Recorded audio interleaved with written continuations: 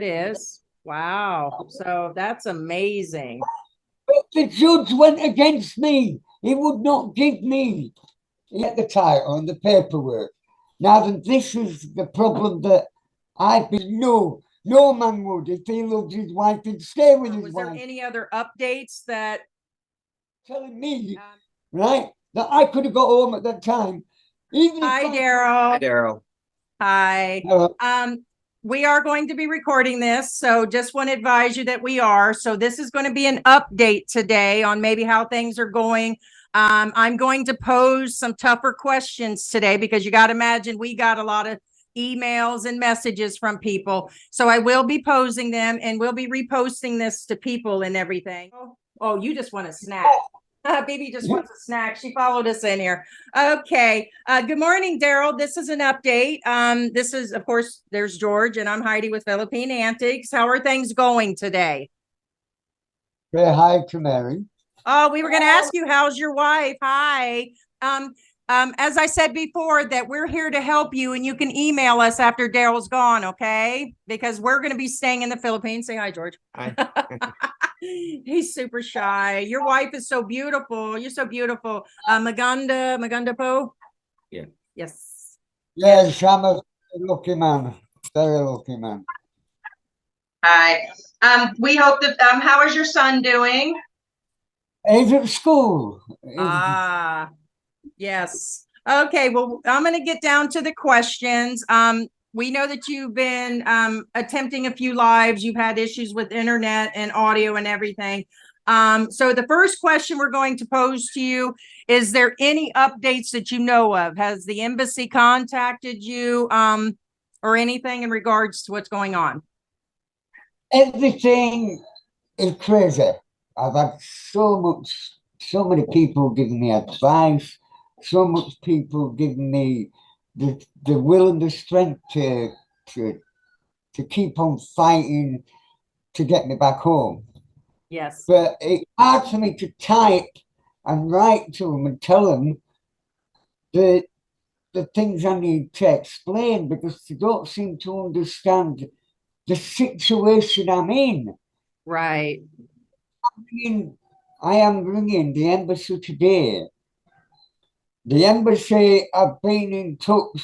There's a few people been in touch with the embassy, and the embassy said yes, they can help me, but I have got to contact them personally. Right. But So do they want you do they want you to make an appointment and go there? no, I cannot get to the embassy. It's a long way. It's a flight away, and Right. I've got to for a hotel for night and get a return flight and everything else. It'll be a pain in the backside. But what it is, the embassy said that I've got to contact them personally, Okay. which I do here. There's no signal. I have to travel to get a signal on the phone so I can ring them. So I've got to travel 5 kilometers to get a signal. I can't get a signal on the phone. So He says he doesn't have that. but other problems I have, if the embassy get me back to the UK, I need to live. I have no money for food, no money to travel. I've got nothing. Right. Okay, I'm getting so on your signal, currently we've been able to send messages through Messenger and you're able to do this Zoom. So a lot of people are going to wonder, you should be able to send emails through your wife's phone or I am using my Bluetooth and a friend's internet. right. They're wired internet. It's a Right. wired they've got. Okay. And using this internet. But if you give me the mobile phone, Mary, we have no signal at all. No telephone signal. We can't ring out. So what you're saying is you don't have Wi-Fi? Is that what you're trying to say too? I've got Wi-Fi. The SIM card. Huh? The SIM card. This Right. card. Right, but The SIM- if you're able to do a Zoom, that means you have a signal though. Are you talking about telephone? Maybe he's just talking about Telephone. he needs to physically talk to him. He still should be able to do one through, he should be able to do a Zoom with the embassy, or he should be able to use, there is Wi-Fi telephones. The British embassy doesn't have a chat system. Most embassies have a chat system. They can't Zoom you, or you can't use, what's the other, Google has a phone through the Wi-Fi. There's many ways he can contact them. You might want to actually try that, because if you're able to do this, that means you have Wi-Fi. You might not have a phone, but there's a lot of internet phones where you can call for free. And definitely that embassy should be able to do like a Zoom chat, because I know that we've had a few friends that have contacted the embassy. We have contacted them and gave them your information. But if you can't get a phone signal, there are other ways. I can send you some links to telephone companies. Get a message off a girl. She's been helping me a lot. She got in touch with the embassy, with her and her husband. Yeah. And they spoke to the embassy.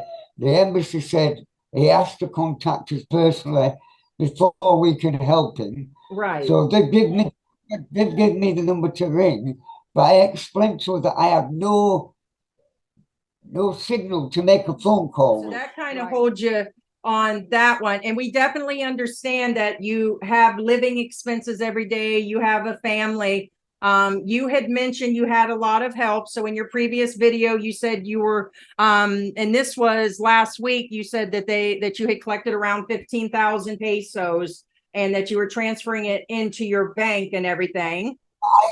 I haven't. I got a nice donation of a person. I'm not going to mention his name.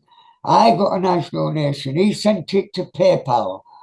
Now then, he spelt Mary's email wrong on the form, and the money has not got to me.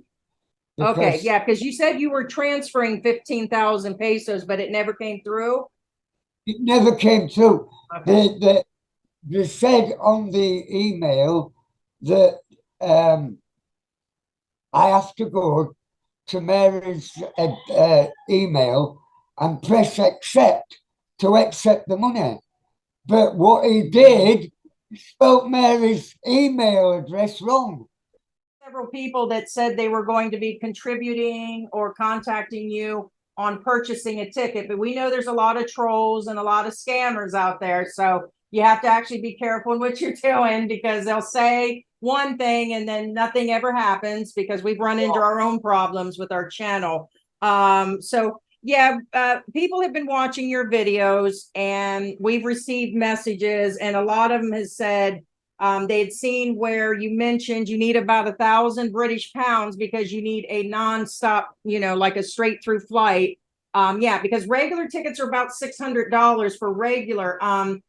If you got that amount, then you would probably have to use medical assistance, because like I did, I'm disabled. They helped me through all the airports. So you could actually try that. But your best bet is to definitely try to Skype the embassy and everything.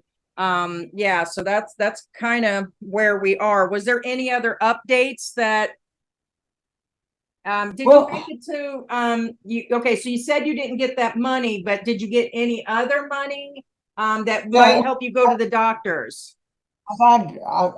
I've received only about 1,500 pesos in donation, just small donations, 100 pesos. So just pretty much enough to buy food and soap and things that you've been really needing, which I understand that. So the bigger money has not come through for them. Well, that's my concern. Is what I'm getting at is, if our viewers decide to donate to you, how would they know that you'll receive the money at this point?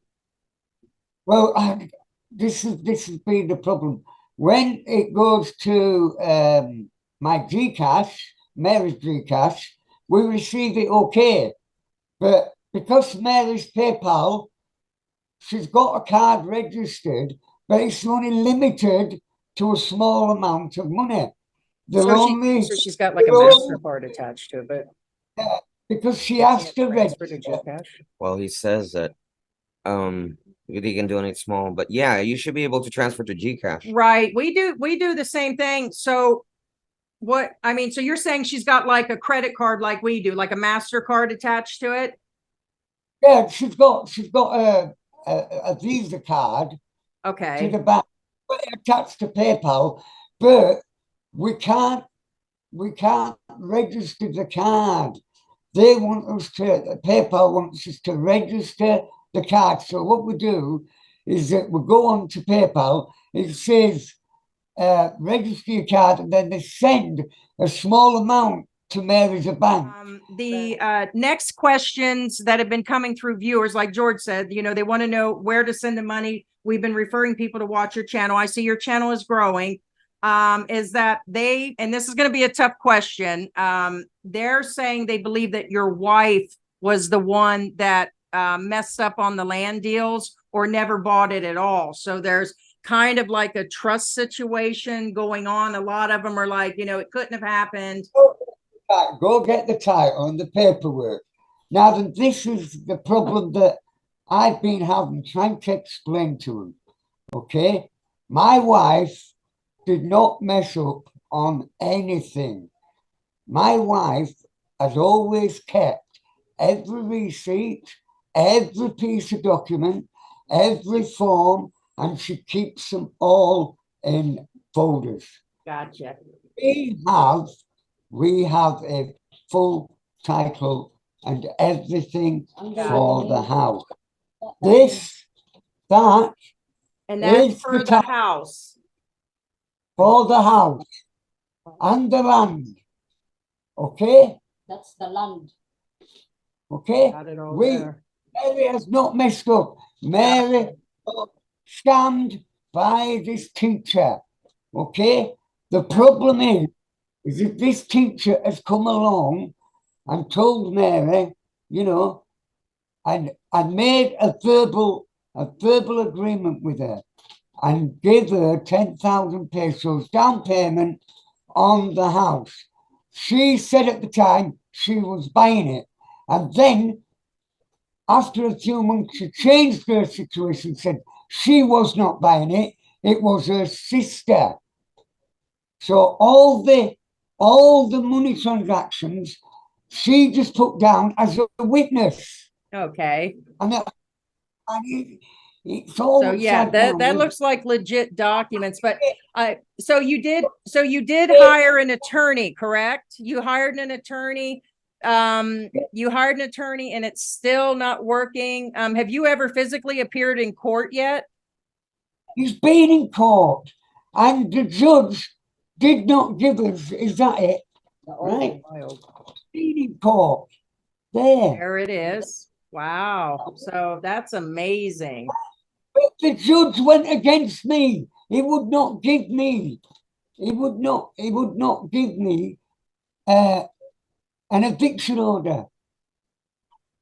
Because according to this here, which what I want to do, I want to take some photos of it and I want to put it on a blog and show people what this judge has said and why he's made that decision. Thousands of pesos to get this my home. And it is my home. Look, I have got a legal. That's the actual title. So there it is, people. Most definitely. You've just had a lot of misfortune. That's really bad because George was talking the other day that either the Philippine government will get you or they just pass it all by, you know, like there's no in-betweens on that. What do you think, George? You're kind of shocked. I mean, there shouldn't be any reason. This shouldn't happen at all. No. And no, it shouldn't. It's very misfortunate. And then of course, the main story is you got stuck, you know, with all the things that happened, the land, you lost your place during COVID and all of that. It has left you stuck in one place, which was hard to keep an income. You lost your initial income and you've been struggling. And now you need to get back to reestablish that. And that's why you're trying to sort everything out and get assistance from the UK government or somebody to buy you a ticket. And then you need help to live because you do have a family.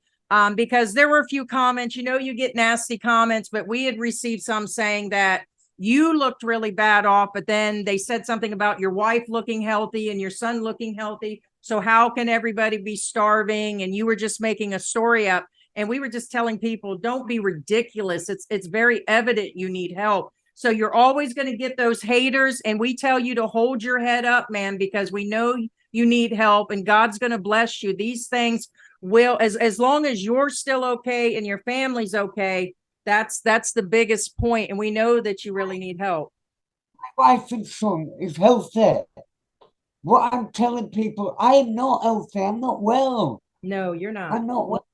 I'm ill. I need treatment. I need medical treatment. I can hardly walk. My legs are bad. My skin's bad. No, I can't. Yeah, I see that. It's draining from me.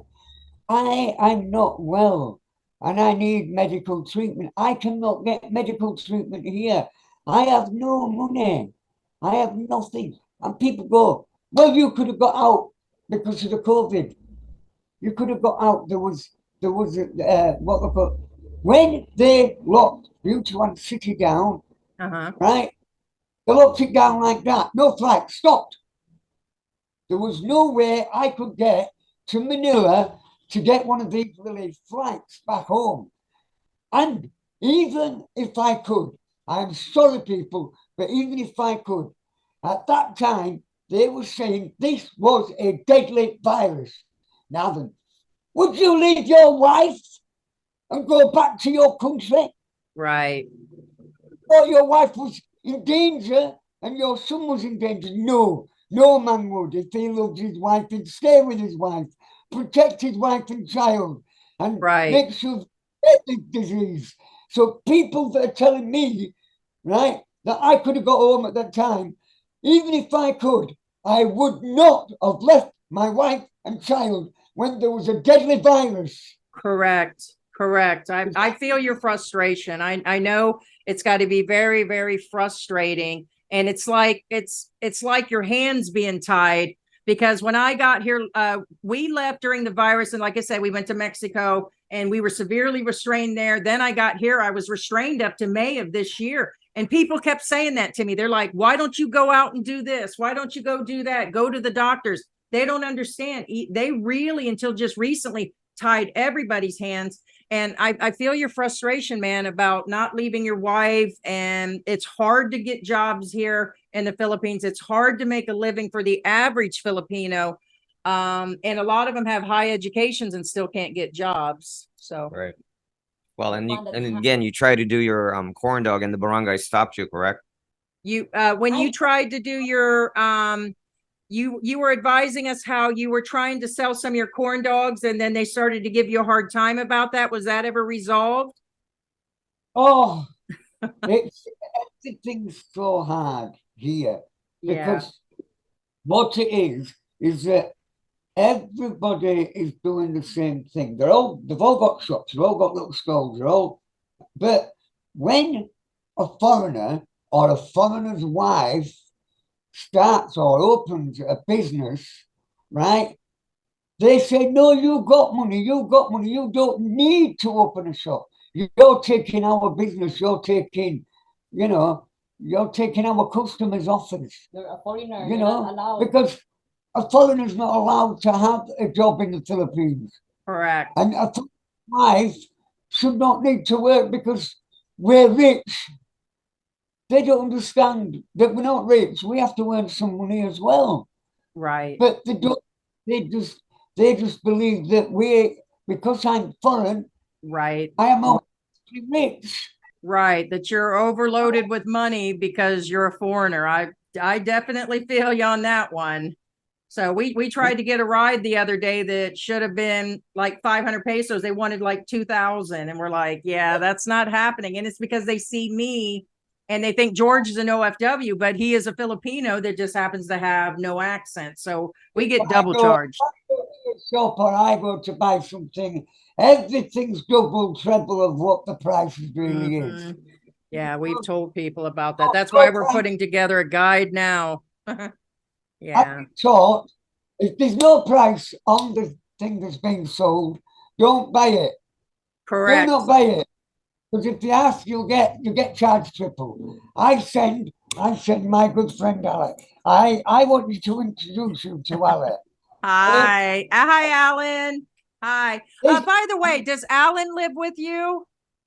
No, helper? no. He's the man that has lent me this computer. He's the man that got me this. Aw, good guy. Good guy.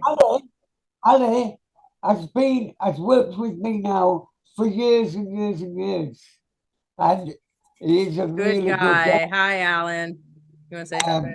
He, he helps me, he does all my lifting, my carrying, chopping me wood. Well, we've got about 5 minutes, so I'm going to wrap this up by saying that, you know, for those of you guys that have watched his stories and had doubts, now there's more documents, and that everything possibly that can be done at this moment is being done. And that, you know, you really, really do need help. Is there anything you want to say to end this vlog to people? What do you want to say to the viewers again?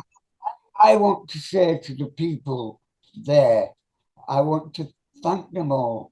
They have given me the strength, and they are giving me God's will to carry on and work this out. Yeah. I want to say to these people that I am not a fake. I am real. I am real. I'm not telling lies. I'm not scamming. I am not. Things that has happened to me, yes, it might be my fault. I might have been a stupid man, but I have morals, principles, and respect. That's what I believed in, right? And the moral of this story is I love my wife and child. I love them. And there's no way that I would ever stop helping, protecting my wife and child. And this is why I'm in this situation. Okay? Understandable. I got cancer and I miss my wife and child, and all I want to do is get here and be with my wife and child. It's not about having money. If I was well and I wasn't ill, right, I would stay here. I wouldn't be asking for anything because I would be able to do things and make things and help my wife. Yeah. We even donate to the but I barangays can't. before. So I want to thank everybody that is helping me here, everybody that is giving me the help and the will to be able to carry on doing this. And I want to thank those people that sent me the few hundred pesos and stuff, because it's given us a chance to obviously get soap and eat and buy some vegetables, you know, and Right. So just about anything. So. Well, honestly, be honest with you, at this point, in my personal opinion, actually, I suggest you contact Rafi Tufo, and we'll try to contact his team as well on our end. Well, we already did, but Oh, we haven't yeah, okay. contacted in a week. It's been about a week because Rafi Tufo will come in and try to settle this land dispute. That'll at least help your wife why you go back. So yeah, we'll do that, and we'll basically recontact him, and I suggest you do it yourself too. yes. That would confirm. you're unbelievable, both of you. You two have saved my life, because I was at the rock bottom when you contacted me. But now I've got belief. I've got belief, and I'm building up the strength because of your supporters, because of the people there with you, giving me help. And I thank you all. I thank all of you. We're just glad. We're really, really glad that we can actually help you. And we're going to wrap this up. And we do thank you for being here today. And we pray to God, and we are praying for you and your wife and your son. And thank you to Alan for helping you so much. He's a blessing, a big blessing. Sounds like he's a good guy. And we know that there are good people here in the Philippines. And we'll get the word out again, okay, and get this taken care of. So we will see you next time. Bye, okay, Darrell. bye, Darrell. You have some Filipinos that want to help, and maybe they actually can but we will get the word out again. So I will contact you later, Darrell, okay? Stay strong, man. Well, this blog is about my catering van. So, I have been trying to sell it now for months and months and months, but there's nobody here that has the cash to pay for it.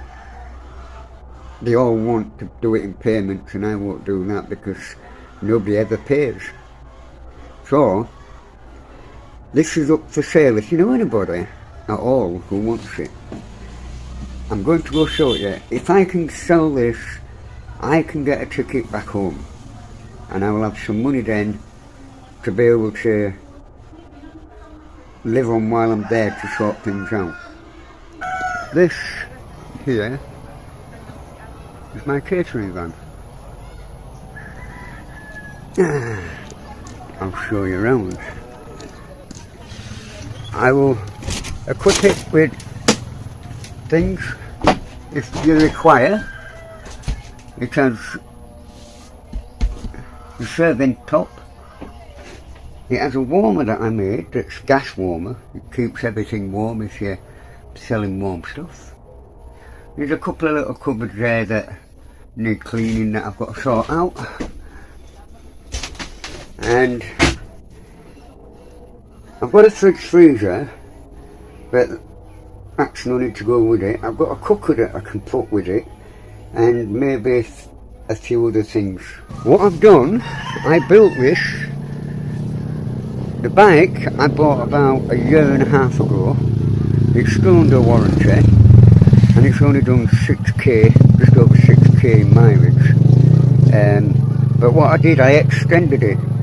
I took the back off it that were original there, and I extended it, and then built a full double chassis metal. It's a 175 Russia. It cost me 107,000 pesos for the bike, and then about 60,000 pesos to build this cabin, because it's all steel and it's all bolted. It needs a tidy up that opens up like that. So yeah, my catering van is up for sale. So if anybody's close enough to me or near me that wants the catering van and can pay me as near to 100,000 as possible, I can get home and I can leave a bit of money for my wife to be able to survive a little bit until I get sorted out in the UK.